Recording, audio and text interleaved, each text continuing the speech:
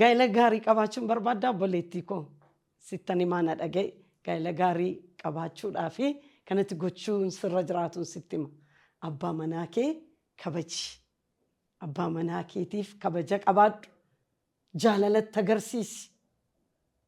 Yaadiif kunuunsiin waan mimmi'aa kana kenniif. Abbaa garaatiin mo'achaan jiru waan mimmi'aa kana hin jaallatu abbootiin manaa. Kanaaf mana kana urgeessi waanuma mimmi'aa kana kenniif. Kana duwwaa immoo miti. Kana duwwaa immoo miti. Gargaari. Yaadaan gargaari. Yaada qabduun, beekumsa qabduun, dandeettii qabduun bira dhaabbadhu. Gargaari.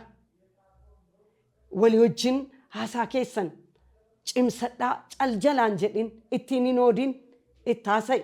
Taphachiisi. Kolfisiisi. Manni kee nagaa ta'a.